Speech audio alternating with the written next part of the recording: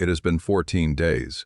In that brief period, Russia's communication networks have fallen apart, and Ukraine has begun a crushing counterattack in the southeast. Putin's battle line is falling apart under Ukraine's constant pressure, and as Ukraine tears apart Russia's front line, Putin's troops scatter like directionless birds in a shameful display of the true condition of the Russian army.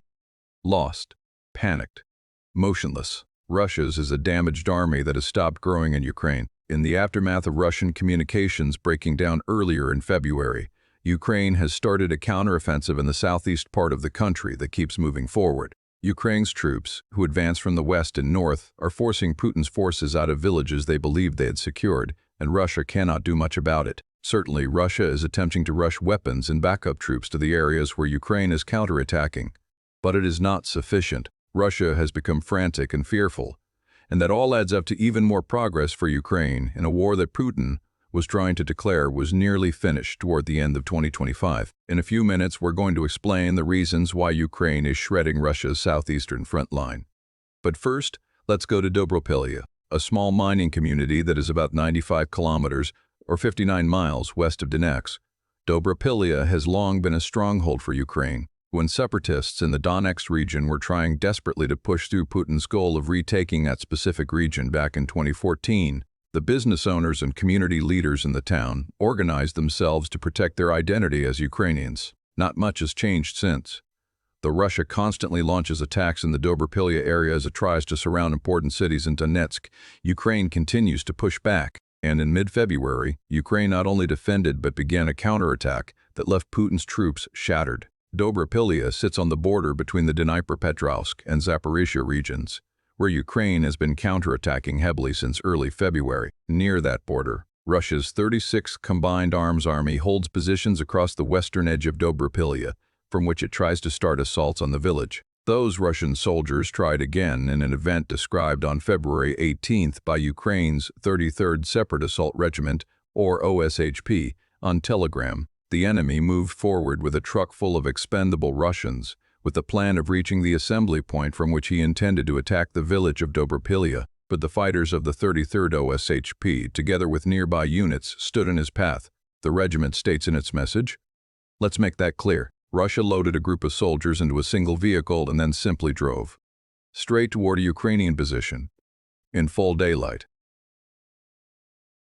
This is desperation, and the result is exactly what you would expect it to be. Euromaidan press reports that the Russian convoy, if you can call it that when there was only one vehicle, was easily seen by Ukraine as it tried to move along the R85, formerly T0401, highway, which is just north of Dobropilya. Ukraine's scout drones easily spotted it, as shown in a video shared by the same outlet. The vehicle, which was moving slowly and had no chance of escaping, was hit directly in the windshield by a suicide drone. The Russians inside ran away. But, left out in the open and in daylight, they were simple targets for Ukraine. One by one, the Russian soldiers trying to move toward Dobropilya were eliminated by Ukraine's big guns. By the end of the Ukrainian counterattack, up to 15 of Putin's followers lay dead or hurt in open fields and scattered woodland, all because they launched a foolish assault that anybody with half a mind would know that Ukraine would see easily. The Russians were trying to move against Ukraine's defenders in daylight and across open land. Such a foolish attack could only be launched by an army that has run out of options and has no clear plan. But that is Russia and the southeast of Ukraine right now. Putin's troops are running around like directionless birds in shameful attempts at attacking Ukraine. And as we said earlier in the video, there are several reasons why. First up, communications. Russia basically doesn't have them anymore. In early February, Ukraine and engineers from Elon Musk's SpaceX worked together on the creation of a new approved list system through which Starlink terminals could be registered for use in Ukraine. That alone doesn't seem like a major issue. But what that approved list did was basically act as a blocked list for all of the illegal Starlink terminals that Russia has been using on the front lines. Don't underestimate the effect that this has had on Russia's ability to command its troops.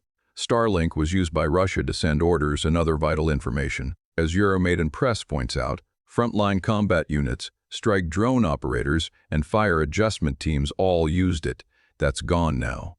And Russia is feeling the pain. To add insult to the massive Russian communication injury, Putin himself made what may go down as his most foolish choice since he began his so-called special military operation.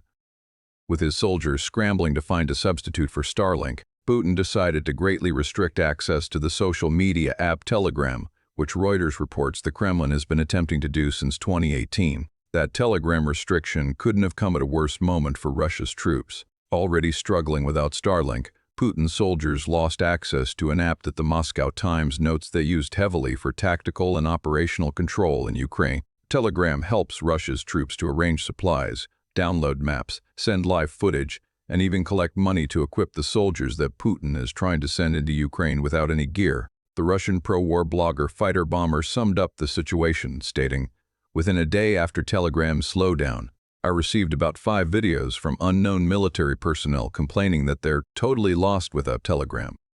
If you want the main reason why Russia thought it would be wise to attack Dobropilya in full daylight using one truck, you now have your answer. The soldiers in that truck had no clue what they were doing.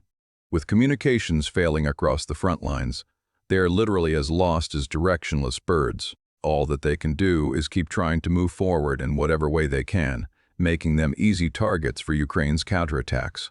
What this has led to is an extremely successful Ukrainian campaign in the southeast that has resulted in the freeing of huge areas of land. We'll explore what Ukraine is accomplishing with its counterattack later in the video.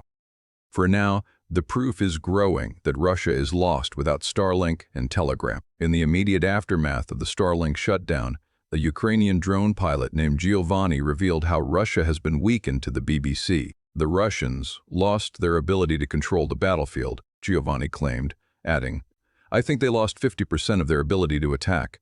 That's what the numbers show. Fewer attacks, fewer enemy drones, fewer everything." Russia's gotten so desperate to get Starlink back that it is attempting to pay off helpers in the occupied areas to give them registered terminals that they can use on the front lines. This is not what one of the supposed most powerful armies in the world is meant to be doing. Russia simply has no answers. Euromaidan Press adds that the double cutoff of Starlink and Telegram has made it much harder for Russia to watch Ukraine properly, which is having a huge ripple effect on attacks launched on the ground. Russia's drones can still fly, but operators have no simple way to share what those drones see with the foot soldiers, which leads to situations like a unit trying to drive into Dobropilya as carelessly as we saw on February 18th. Did that unit even know where it was going? How much information did it have? None of these questions has answers, but the result is that Ukraine launched a crushing counterattack without even having to use troops, all because Russia's forces are being forced to attack without their vital communication systems. The same outlet offers a few more details about what Russia seemed to be trying to accomplish with its truck full of now dead soldiers. The 36th Combined Arms Army had been blindly walking in the direction of Zaporizhzhia city since the Starlink cutoff. Ukraine had been picking off the walkers in the unclear area leading up to the city, which is a zone that neither side controls but is a complete death trap for anybody who enters. Carefully, Ukraine had made holes in the Russian line around Dobropilya, enabling counterattacks that frightened the Russians into sending backup units into the fight. It's possible that the Russian soldiers in the Dobropilya truck were backup troops sent to strengthen an already failed attack. They didn't last long. Now, Russia is coming up with frantic ways to overcome its communication troubles. But before we explore that, you're watching The Military Show. If you haven't subscribed yet, now is the ideal moment to hit that button. As for the frantic solution that Russia has come up with to replace Starlink, it's balloons. As Forbes contributor Vikram Mittal noted in a February 17th article, Russia has turned to the Baraz-1 system to restart its communications. This system, which basically amounts to a balloon that can carry 5G terminals into the upper atmosphere, it's actually a fairly clever system, especially because of the air pressure ballast system built into it that lets the balloon change its height as needed.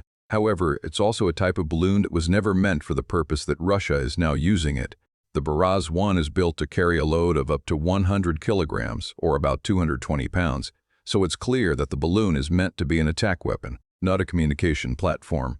This is no substitute for Russia's loss of access to Starlink. The thousands of satellites that make up the Starlink network can't be copied by military balloons that can currently only fly for a few days. Even after planned improvements, the Baraz-1 will only be usable for a few weeks before the balloon comes back down. If this is Russia's answer to the Starlink problem, then it is putting itself in a position where it will only be able to create small areas of connection using a solution that costs money to build and requires steady supply chains to get to where it needs to go before it's even launched. All of these are problems for Russia that explain Ukraine's strong counterattack.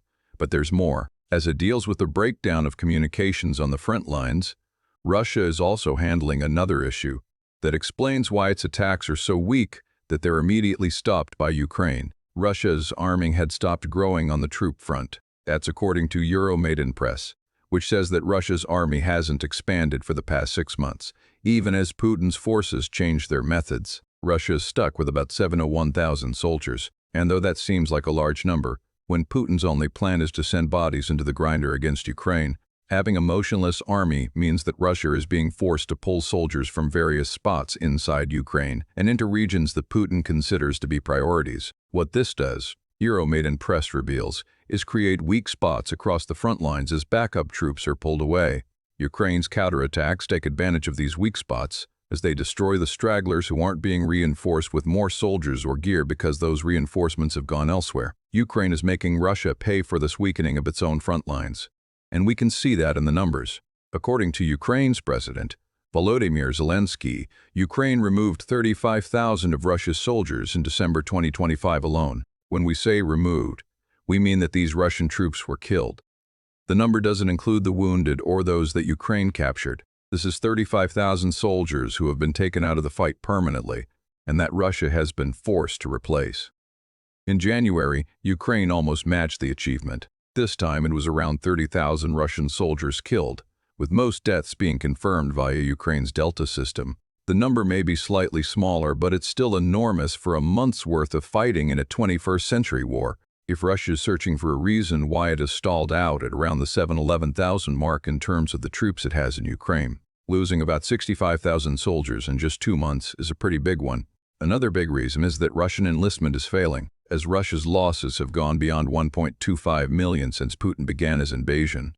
We're finally at the point that Russia is losing more soldiers each month than it is managing to enlist. United 24 Media highlighted this in a February 19th article, where it revealed that the ratio of Russian losses to Ukrainian losses is so large in some parts of the front line that Russia is suffering as many as 20 to 25 casualties per Ukrainian casualty in some areas. These are unworkable numbers, and they're showing in Russia's enlistment. In January, Russia lost 9,000 more troops than it managed to enlist as volunteers, which is a gap that already seems to be leading to Putin pushing for draft that he knows will be extremely unpopular in Russia. And what we're seeing here is that Russia's troop standstill is actually as good as it's going to get for Putin until he pulls the trigger on draft, assuming he's unwise enough to do so. With Russia now losing more soldiers than it enlists, the 711,000 that is the standstill figure is going to drop. What if Ukraine achieves a similar ratio in February? That would put Russia's army in Ukraine at 702,000. And if the pattern continues, what was once an overpowering and apparently endless force gets reduced into a vulnerable army. It's pretty straightforward. More dead Russian soldiers who aren't replaced create more chances for Ukraine to launch counterattacks. Each lost soldier equals a weaker Russia, and not even Russia's tactical changes can do anything about it. As Putin's front line falls apart, he's increasingly depending on smaller attack groups that he uses to sneak into the unclear areas that we mentioned earlier. This method has been successful in the sense that it lets Russia slip soldiers into Ukrainian land. But far too often those soldiers end up alone as the backup that is supposed to strengthen the footholds that they create doesn't end up arriving. A strategy that is supposed to lead to fewer deaths in the Russian ranks clearly isn't working, as the figures for January and December show. Ukraine's smart use of drones is the big reason why. As Russia tries to move forward its new plan, Ukraine's drones watch the unclear zones looking both for isolated Russian units and chances for Ukrainian counterattacks. As Euromaidan Press reports, Ukraine's Unmanned Systems Forces, or USF, are more crucial now than they've ever been. Since the summer of 2025, the USF's number of confirmed combat results, which includes verified hits, target destruction, and fire damage, has grown from 4 to 33%. About 60% of Ukraine's firepower comes from its drones, and these unmanned killing machines are doing serious damage to Russia's soldiers. According to Zelensky, at least 80% of the successful strikes that Ukraine carries out against Russia's forces are now being done by drones. and this success rate is opening up plenty of paths for Ukraine's counterattacks against Putin's crumbling front lines. We saw that in Dobrapilya.